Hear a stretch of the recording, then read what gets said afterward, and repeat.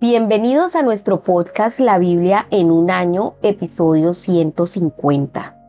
El tema de hoy, tu juicio se convertirá en tu triunfo. Houston, hemos tenido un problema, fueron las palabras de Jim Lovell la noche del 13 de abril de 1970. A las 56 horas de su misión a la Luna, ¿recuerdan esa noticia? Bueno, los que estaban en esa época pueden corroborarlo. Se produjo una explosión a bordo de la nave espacial que llevó a la tripulación a tener que pelear por su supervivencia. En menos de un minuto se dio una cascada de fallos en todos los sistemas de la nave espacial. Todo ocurrió al mismo tiempo. Fue un fallo monstruoso, dijo el controlador del vuelo de la NASA. La nave espacial giró alrededor de la Luna usando su gravedad para regresar a la Tierra. Millones de personas siguieron el drama por la televisión. Finalmente la cápsula aterrizó en el Océano Pacífico cerca de la isla de Tonga. Aunque la misión no fue un éxito desde una perspectiva convencional, fue un triunfo de ingeniosidad y determinación. Escribió Paul Rincón, reportero científico de la BBC, en un artículo titulado Apolo 13. Él dijo: del desastre al triunfo. Jim Lovell dijo que esos sucesos demostraron a la gente de todo el mundo que incluso una gran catástrofe puede convertirse en un éxito. La cruz es el ejemplo supremo del triunfo que surgió de una aparente catástrofe. Lo que al mundo le pareció la derrota definitiva fue en realidad el triunfo final. Bueno, qué interesante el devocional de hoy, y vamos entonces a hacer la lectura del primer punto, la lectura bíblica, ¿sí? Y la lectura bíblica es el Salmo capítulo 68, versículos desde el 21 hasta el 27. Vamos a leer en la Palabra de Dios para Todos, con sus siglas en español, PDT. Dios aplastará la cabeza de sus enemigos, la cabeza melenuda de los que viven en el pecado. El Señor dijo: los traeré desde Basán, desde las profundidades de la tierra regresarán, para que ustedes bañen sus pies en la sangre de sus enemigos, y sus perros la laman cuanto quieran. Ya se pueden ver las procesiones de mi Dios y Rey rumbo al santuario. Al frente va gente a cantarle con músicos, rodeados por jovencitas tocando la pandereta. Alaben al Señor en la gran asamblea, alaben a Dios, hijos de Israel. El pequeño Benjamín está allí, guiando a la multitud. Allí está la gran familia de Judá, y allí están los líderes de Zabulón y Neftalí. Muy bien, vamos entonces a hacer un pequeño estudio de ese texto que acabamos de leer y lo titulamos El triunfo de Dios. Cuando vemos el mundo a nuestro alrededor, vemos tantísima maldad. Las atrocidades fanáticas de ISIS, Boko Haram y otros regímenes y organizaciones malévolas. Este salmo celebra el triunfo final de Dios sobre el mal, y en particular sobre las naciones y los imperios malvados. Estás invitado a ver la entrada triunfal de Dios en su templo. Dios ha triunfado, la justicia ha prevalecido, el orgullo humano y la arrogancia ampulosa serán humillados un día ante la majestad del justo gobierno de Dios. David describe una posesión triunfal que celebra la victoria de Dios sobre sus enemigos, diciendo en los versos 21 y 24, Dios aplastará las cabezas de sus enemigos. En el santuario pueden verse las procesiones de mi Dios, las procesiones de mi Dios y Rey.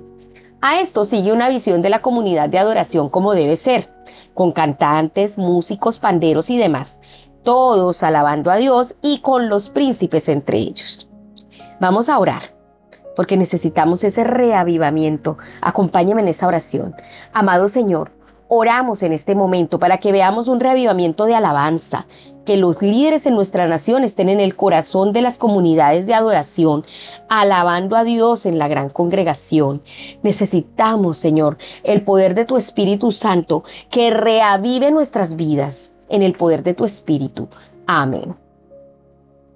Bueno, vamos entonces a hacer la segunda lectura bíblica, que corresponde al segundo punto de hoy. Y la lectura bíblica la haremos en San Juan capítulo 19, versículos desde el 1 hasta el 27. Como les dije hace un momento, vamos a leerla en la Palabra de Dios para Todos. Jesús es condenado a la muerte. Entonces Pilato ordenó que llevaran a Jesús y lo azotaran. Los soldados no solo cumplieron la orden, sino que también hicieron una corona de espinas y se la colocaron en la cabeza. Luego le pusieron un manto de color morado. Se acercaban y le decían: «¡Viva el rey de los judíos!» y le daban bofetadas. Pilato salió otra vez y les dijo: «Miren, aquí lo traigo para que sepan que yo no encuentro ningún delito en este caso». Entonces Jesús salió con la corona de espinas y el manto de color oscuro. Pilato dijo: «Aquí está el hombre». Cuando lo vieron, los jefes de los sacerdotes y los guardias gritaron: «¡Crucifícalo! ¡Crucifícalo!». Pilato les dijo: «Llévenselo ustedes y crucifíquenlo. Yo no he podido encontrar nada contra él». Los líderes judíos le contestaron: «Tenemos una ley y según esa ley, él debe morir porque se ha hecho pasar por hijo de Dios». Después de escuchar esto, Pilato se asustó más. Entró de nuevo al palacio y le dijo a Jesús: «¿De dónde eres?». Pero Jesús no le respondió. Entonces Pilato le dijo: «¿No vas a hablarme? ¿Acaso no sabes que yo tengo la autoridad para dejarte libre o para matarte en una cruz?». Jesús le contestó: «No tienes ninguna autoridad sobre mí, a menos que te la haya dado Dios. Por esto, el hombre que me entregó a ti es más culpable que tú». Desde ese momento Pilato trataba de encontrar una manera de dejarlo en libertad, pero los judíos gritaban: «Si lo dejas libre, no eres amigo del emperador. Todo el que se hace rey se opone al emperador». Cuando Pilato escuchó estas palabras, sacó a Jesús y se sentó en la silla del juez. El lugar era el pavimento de piedra, que en arameo se dice Gabatá. Era casi el mediodía del día de la preparación para la Pascua. Pilato les dijo a los judíos: «Aquí está su rey». Entonces gritaban: «¡Fuera! ¡Fuera! ¡Crucifícalo!». Pilato les dijo: «¿Crucifico a su rey?». Los jefes de los sacerdotes respondieron: «Nosotros no tenemos más rey que el emperador». Entonces Pilato se los entregó a ellos para que lo crucificaran. Crucifixión de Jesús. Así que los soldados se hicieron cargo de Jesús. Él cargó su propia cruz hasta llegar al sitio llamado Lugar de la Calavera. En arameo se dice Gólgota. Allí lo clavaron a una cruz junto a otros 2 hombres, uno a cada lado. Pilato les dijo que escribieran un letrero que decía: «Jesús de Nazaret, Rey de los Judíos», y lo hizo colocar en la cruz. Muchos de los judíos leyeron el letrero porque el lugar donde fue crucificado, Jesús, estaba cerca de la ciudad. Estaba escrito en arameo, griego y latín. Los jefes de los sacerdotes judíos le decían a Pilato: «No escriba Rey de los Judíos, sino más bien: este hombre dijo: yo soy el Rey de los Judíos». Pilato contestó: «Lo escrito, escrito está». Después de que crucificaron a Jesús, los soldados le quitaron la ropa, la repartieron en 4 partes, una para cada soldado. También tomaron su túnica, pero no tenía costura, era una túnica tejida en una sola pieza de arriba a abajo. Entonces se dijeron unos a otros: «No la rompamos, más bien echémosla a la suerte para ver quién se queda con ella». Esto sucedió para que se cumpliera lo que dice en la Escritura: «Dividieron mi ropa entre ellos y echaron mi túnica a la suerte». Eso fue lo que hicieron los soldados. Cerca de la cruz de Jesús estaban su mamá y su tía María, la esposa de Cleofas, y María Magdalena. Cuando Jesús vio que su mamá estaba cerca, junto al seguidor que él tanto quería, le dijo a su mamá: «Mamá, ahí tienes a tu hijo». Después le dijo al seguidor: «Ahí tienes a tu mamá». Desde ese momento, ese seguidor se la llevó a vivir a su casa. Tremenda. Muy bien. El segundo punto para hacer este estudio es titulado El triunfo de Jesús. ¿Has pasado por momentos de tribulación en tu vida?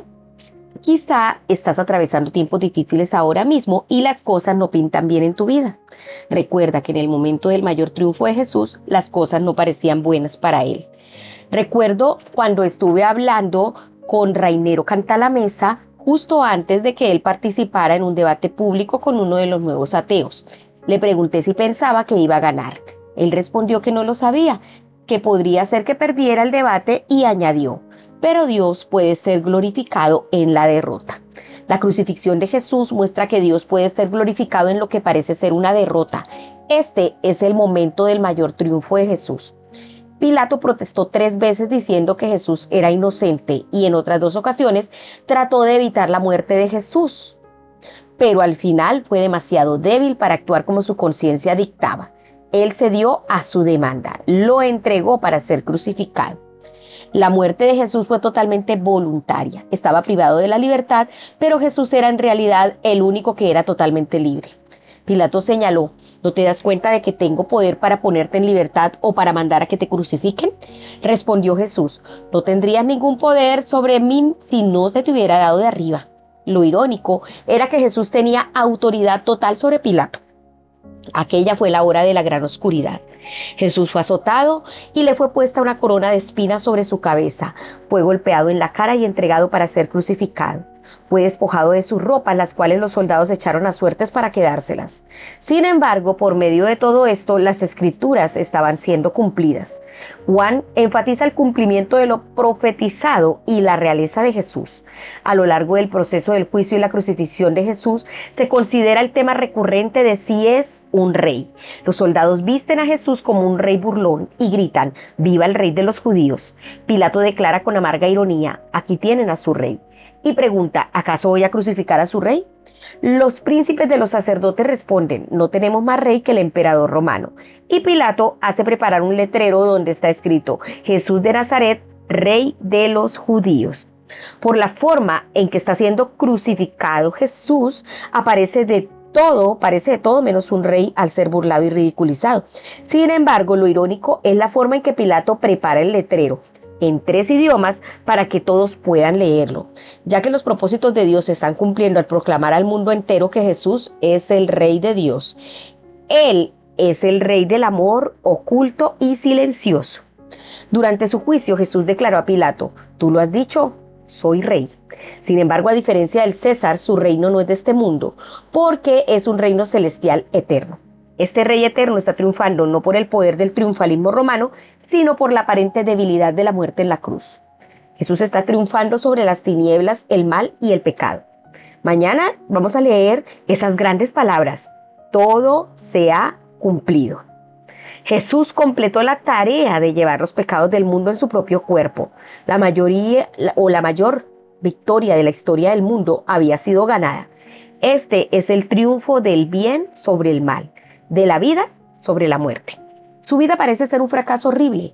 El odio parece haber conquistado el amor, pero en realidad el conquistado, quien aparentemente ha fracasado, ha triunfado y ha abierto una fuente de nueva vida, una nueva visión para la humanidad y un nuevo camino hacia la paz y la unidad. Si en este momento estás sufriendo por las circunstancias de tu vida, permanece cerca de Jesús y recuerda que Dios puede ser glorificado en la derrota. Los triunfos más grandes de nuestra vida a veces ocurren cuando las circunstancias parecen ser las más adversas. Vamos a orar. Tómese un tiempo allí, cierre sus ojos y ponga su situación. Si está pasando por situaciones adversas en su salud, en su área financiera, en sus relaciones, cualquiera que sea la situación, pongámosla hoy delante de Dios con toda la fe de que así como Jesús triunfó en medio de la adversidad, así mismo te llevará de triunfo en triunfo. Señor, quiero darte gracias porque debido a tu triunfo, Dios siempre nos conduce en procesión triunfal en Cristo y por medio de nosotros esparce por todas partes la fragancia de su conocimiento. Sí, Señor, que en medio de la situación que estemos atravesando podamos esparcir, como dice 2 de Corintios, la fragancia del conocimiento tuyo, que la gente pueda ver en medio de nuestras debilidades el triunfo de Jesucristo. En el nombre de Jesús. Amén. Bueno, continuamos aquí con la lectura bíblica y vamos a hacer la lectura bíblica del tercer punto. Esa la vamos a encontrar en el primer libro de Samuel, capítulo 26. Vamos a estar leyendo capítulo 26, 27 y 28 de la palabra de Dios para todos.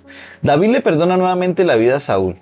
Los de Zif fueron a Gibea para decirle a Saúl: David se esconde en el monte de Jaquilá, frente a Yesimón.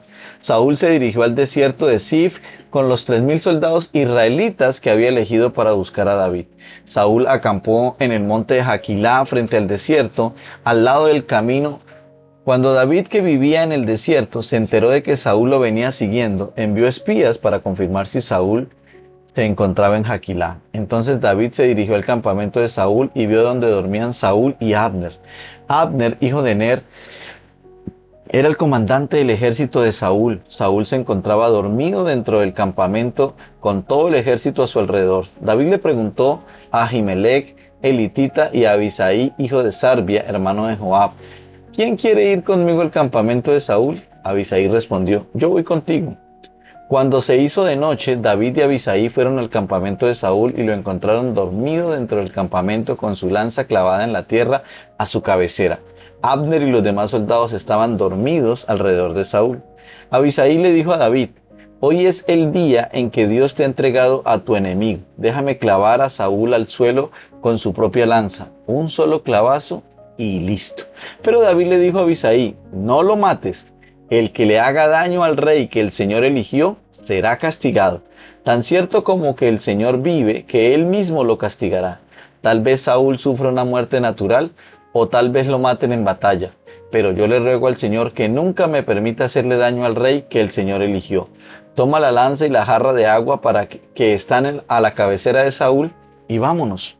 David mismo tomó la lanza y la jarra que estaban a su cabecera, y los dos salieron del campamento sin que nadie los viera ni se diera cuenta de lo que había pasado. Nadie, ni siquiera se despertó. El Señor había hecho que Saúl y su ejército cayeran en un sueño profundo. David cruzó el valle hasta el monte frente al campamento de Saúl, poniendo una buena distancia entre ellos. Desde allí, David les gritó al ejército y a Abner, hijo de Ner: Abner. Abner respondió: ¿quién eres y qué quieres? David dijo: ¿no eres tú el más valiente en todo Israel? Entonces, ¿por qué no protegiste a tu señor, el rey? Uno de nuestros soldados entró en tu campamento para matar a tu jefe, y tú ni cuenta te diste. Tan cierto como el Señor vive, que tú y tus hombres merecen la muerte por no haber protegido al rey, el elegido del Señor. Ve a ver dónde están la lanza y la jarra de agua que estaban a la cabecera de Saúl. Saúl reconoció la voz de David y le dijo: ¿eres tú, David, hijo mío? David respondió: sí, su majestad, soy yo. También le dijo: Señor mío, ¿por qué me persigue? ¿Qué mal le he hecho yo? ¿De qué se me acusa? Le ruego a su majestad que escuche mis palabras. Si quien lo pone en mi contra es el Señor, con una ofrenda se resolvería. Pero si son los hombres quienes lo ponen en mi contra, que el Señor los maldiga, porque por ellos he tenido que dejar la tierra que el Señor me dio, y me dicen que me vaya a servir a otros dioses. No haga que muera lejos de la presencia del Señor. Usted ha estado buscando una simple pulga. Es como cazar perdices en los montes. Entonces Saúl dijo: he sido un pecador. Regresa, David, hijo mío. Hoy has demostrado que respetas mi vida, y por eso no te haré ningún daño. Me he portado como un insensato y he cometido un grave error. David le respondió: aquí está la lanza de mi rey. Envía a uno de sus hombres para que la recoja, y el Señor le da su paga a cada uno según sea su conducta recta y leal. El Señor lo puso en mis manos el día de hoy, pero yo no le haré ningún daño al rey que el Señor eligió. Hoy le he demostrado a usted que respeto su vida. Que el Señor me libre de todo problema. Entonces Saúl le dijo a David: que el Señor te bendiga, David, hijo mío. Tú harás cosas grandes y triunfarás. David partió y Saúl regresó a casa. Capítulo 27. Sin embargo, David pensó: algún día Saúl me atrapará. Lo mejor es escapar a la tierra de los filisteos. Así Saúl dejará de buscarme en Israel y estaré fuera de su alcance. Así que David y su ejército de 600 hombres salieron de Israel y se dirigieron a la tierra de Gad para ver a Aquis, hijo de Maoc. Allí se establecieron David, su ejército y sus familias bajo la protección de Aquis. David tenía consigo a sus 2 esposas, Ahinoam de Jezreel y Abigail de Carmel. Abigail era la viuda de Nabal. El pueblo le informó a Saúl que David había escapado a Gat, así que Saúl dejó de perseguirlo. David le dijo a Aquis: si encuentro el favor de su majestad, le ruego que me permita vivir en alguno de los pueblos del campo.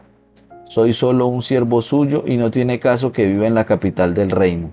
Ese mismo día, Aquis le dio a David el pueblo de Siclat, y desde entonces pertenece a los reyes de Judá. David vivió en territorio filisteo durante 1 año y 4 meses. David y sus hombres peleaban contra los jeruseos, girsitas y amalecitas. que habitaban en la región de Telén, cerca del sur y hasta Egipto. Los derrotaban y saqueaban sus riquezas. David derrotaba al pueblo, tomaba sus ovejas, ganado, asnos, camellos y su ropa, y se los llevaba a Aquis, pero nunca dejaba vivo a nadie. Así hizo David muchas veces, y cada vez Aquis le preguntaba a David a quién había atacado y de dónde se había apoderado de todo. David decía: ataqué al sur de Judá, o ataqué al sur de Jerameel, o ataqué a los kenitas. David nunca llevaba prisioneros a Gat, porque pensaba: si dejo a alguien vivo, ese le puede contar a Aquis lo que hice. Así hizo David durante todo el tiempo que vivió en territorio filisteo. Aquis empezó a confiar en David y se decía a sí mismo: ahora el mismo pueblo de David lo odia, todo Israel lo odia, y ahora David siempre me servirá a mí. Capítulo 28. Después los filisteos alistaron sus tropas para pelear contra Israel, y Aquis le dijo a David: quiero que sepas que tú y tus hombres irán conmigo a pelear contra Israel. David respondió: seguro, entonces usted verá lo que puede hacer este siervo suyo. Aquis le dijo: en este caso serás mi guardaespaldas, tú me protegerás de ahora en adelante. Saúl y la espiritista de Endor. Después de la muerte de Samuel, todo Israel había hecho duelo por él y lo habían enterrado en su pueblo de Ramá. Saúl había expulsado de Israel a los espiritistas y a los hechiceros. Los filisteos se prepararon para la guerra acampando en Sunén. Saúl reunió a los israelitas y acamparon en Gilboa. Al ver el ejército filisteo, Saúl se atemorizó. Oró al Señor, pero el Señor no le respondió ni en sueños, ni por el Urim, ni por medio de los profetas. Al final Saúl le dijo a sus oficiales: búsquenme a una espiritista para que yo vaya a consultarla. Sus oficiales le respondieron: hay una espiritista en Endor. Saúl se disfrazó con otra ropa para que nadie lo reconociera, y esa noche él y sus hombres fueron a consultar a la espiritista. Saúl le dijo: quiero que invoques a un espíritu que me pueda predecir el futuro. Haz que aparezca el que yo te diga. Pero la divina le dijo a Saúl: ¿es que usted no sabe lo que hizo Saúl? Expulsó del país a todos los espiritistas y a los hechiceros. Usted está tratando de ponerme una trampa y exponerme a la muerte. Saúl le hizo esta promesa a ella en nombre del Señor: tan cierto que como el Señor vive, que no serás castigada por hacer lo que te digo. La mujer preguntó: ¿a quién quieres que te invoque? Saúl respondió: a Samuel. Cuando la espiritista vio a Samuel, pegó un grito y dijo: me tendió una trampa, usted es Saúl. El rey le dijo a la divina: no temas, ¿qué es lo que ves? La divina dijo: veo un espíritu que está saliendo de la tierra. Saúl preguntó: ¿cómo se ve? La mujer respondió: como un anciano que lleva un manto. Saúl se postró rostro en tierra al darse cuenta de que era Samuel. Samuel le dijo a Saúl: ¿por qué me molestas haciéndome subir? Saúl respondió: me encuentro en problemas. Los filisteos me están atacando y Dios se ha apartado de mí. Ya no me responde ni por los profetas ni por sueños. Por eso te llamé. Necesito que me digas qué hacer. Samuel dijo: el Señor te ha abandonado y ahora está de parte de tu enemigo. ¿Por qué me llamas a mí? El Señor está haciendo lo que te advirtió por medio de mí. El Señor está por arrebatarte el reino de las manos y se lo va a entregar a David. No obedeciste al Señor, no destruiste a los amalecitas, ni les mostraste la ira de Dios. Por eso el Señor te está haciendo esto ahora. El Señor te entregará a ti e Israel contigo en manos de los filisteos. Mañana tú y tus hijos estarán aquí conmigo. Al instante Saúl, por muy alto que fuera, se desplomó muy asustado por lo que Samuel había dicho. Saúl también estaba débil porque no había comido nada en todo el día y en toda la noche. Al darse cuenta del miedo que Saúl tenía, la mujer se le acercó y le dijo: yo, su sierva, le hice caso arriesgando mi vida con lo que me pidió que hiciera. Ahora le ruego que me escuche, deje que le traiga algo de comida. Usted necesita comer para recobrar energía y emprender el camino. Pero Saúl se negó a comer diciendo: no quiero comer. Los oficiales de Saúl se unieron a la mujer y le insistieron que comiera. Por fin Saúl les hizo caso, se levantó y se sentó en la cama. La mujer mató un ternero gordo que tenía en su casa y amasó harina para hornear pan sin levadura. Luego le sirvió a Saúl y a sus oficiales. Esa misma noche, después de comer, emprendieron el camino. Muy bien, y vamos a ver el tercer y último punto, y es el triunfo de David. El triunfo de David no fue fácil de alcanzar. Las victorias en la vida rara vez son fáciles, generalmente vienen después de muchas dificultades y fracasos. Saúl honra a David diciéndole: bendito seas, David, hijo mío, tú harás grandes cosas y triunfarás en todo. Es trágico ver lo bajo que había caído Saúl. En cierto momento fue un hombre de Dios lleno del espíritu que libraba a la tierra del mal. Ahora se encuentra consultando a las mismas brujas que había expulsado. Sin embargo, una posición teológica sugiere que en el Antiguo Testamento ya se empezaba a tener una noción acerca de la vida después de la muerte y que a pesar de todo lo que había hecho, el Señor salvó a Saúl. Cuando toman el verso 19 del capítulo 28, cuando dice, mañana tú y tus hijos se unirán a mí. Sin embargo, hay otras posiciones teológicas que dicen que Saúl no fue salvo. También vemos la peor faceta del carácter de David. Se une a los filisteos, vive en el engaño y asesina a mujeres y niños.